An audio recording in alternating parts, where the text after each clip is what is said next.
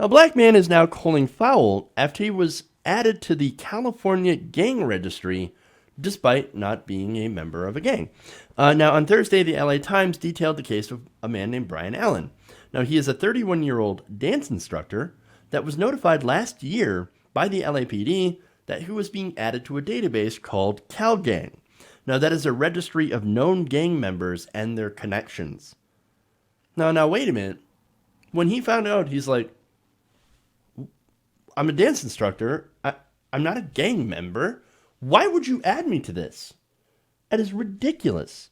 So now, what led him to being added by the police? Well, it turns out he was pulled over in his South LA neighborhood a year before, and that was when he happened to be giving a ride to an old friend from Crenshaw High School. His friend had a previous criminal record. However, after they were both questioned, they were found to have not been doing anything wrong, not doing gang activity, not doing any sort of illegal activity, and they ended up being let go. So no gang activity, no criminal activity, stopped for basically no reason, and yet at the same time, for some reason, Allen got added to the gang database as an associate of gang activity. Now, it turns out you don't have to have a police record to be on that, and Allen doesn't, but he ended up on that database anyway. Now, police argued that Allen needed to be registered because, and you'll love this this excuse, right? He was driving through his own neighborhood. What? Driving through his own neighborhood, which appears to have been listed as having gang activity in it, and because he was in the company of his friend, who was alleged, not proven, to be a gang member. And why was he alleged? Because he had prior criminal activity or prior criminal history. Wow. So now here's Allen's reaction to this. He said, quote, I was just stunned. You automatically get cast as a gang associate, often just because of how you look and where you are. And of course, Allen is a black man. And so now, like I said before, he got put on that list simply because he was in his neighborhood, driving through his own neighborhood, ended up getting pulled over for no reason, so basically profiled, and he was with somebody who they thought maybe could have been a gang member. So they said, well, he must be an associate. He's a black person, so he must be part of a gang. Or it must be associated with a gang. Got him. We better keep an eye on this guy. I mean, come on, man. Really? Now it gets worse. The CalGang database has been accused of being basically a racial profiling tool. About 90% of the 90,000 people in the registry are black or Latino. And look, being on that registry, it has negative impacts for people's lives. I mean, imagine trying to get jobs or getting any kind of background check.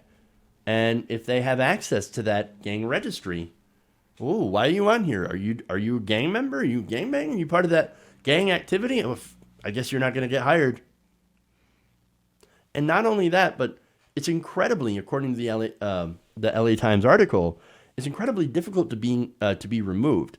It involves going to court several different times, meeting with judges, and lots of money on legal fees in order to get yourself removed from this.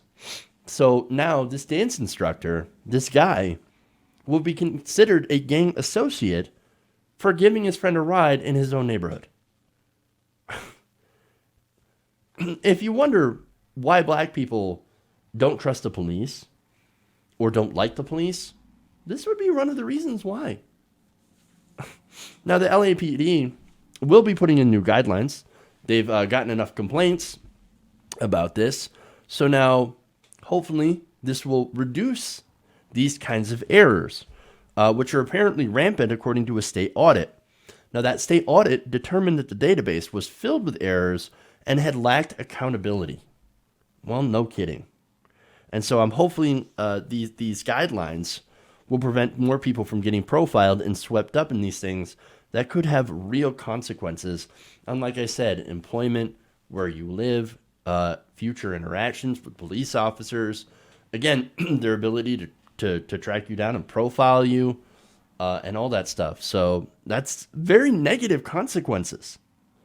Now, I want to give one more quote to Alan here to show basically how this has a personal impact, because that's not talked about enough, right? Yeah, I know it's very important to talk about how it affects, job prospects and things like that, but it also has an emotional toll, especially for somebody who did right. Now, Alan said, look, I grew up here, and people like me, we're always considered to be growing up to end up being gangbangers, right? But I didn't do that. He said, I took to I took to dance instead of taking to the streets. And now he said, I feel like all the right paths I took don't actually matter. Everything I have done for my community was to spit in my face. I mean, think of how that feels. For no reason. Being profiled and put in these databases and the assumptions, right? But you must be dangerous. You must be in a gang. You must be a criminal, a thug, a terrible person. All based on his skin color. I mean, you do something nice, you give somebody a ride, and it can ruin your life. This is what racism, institutional racism, does to human beings. It has to change. Okay. All right. So, that's it. That's all I got for you guys today. Thank you for going around the nation with me. Please like and share the stream if you haven't already. I will be gone for the next week. So we'll hopefully be back around the 20th. So that is the Monday after next Monday. So the whole week we're out. We'll be moving. And of course I'll be posting that to my Patreon page as well. But don't worry, we'll be back in a new location. Hopefully, with everything looking better. That's the hopefully part. So I just want to remind you guys, I'm not going anywhere. We'll be back the following week, and I can't wait to do new shows. So for you guys. All right. Thank you guys. Love you. And remember, change begins with you. Good night, nation. We'll see you the week after next week.